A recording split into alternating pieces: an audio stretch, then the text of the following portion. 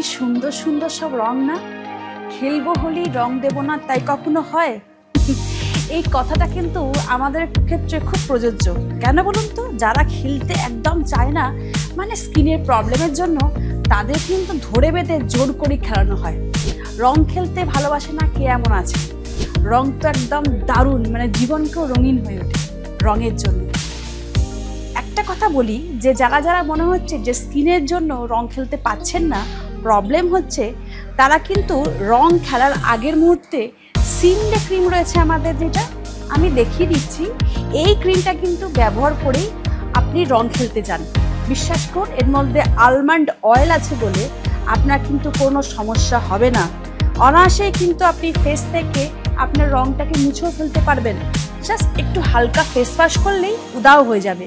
সেই জন্য যখনই আপনি দোল বা হোলিতে আপনি খেলতে যাবেন, যে কোনো রং ইউজ করুন নির্দ্বিধায়, আপনার কোনো স্কিনের ক্ষতি হবে না।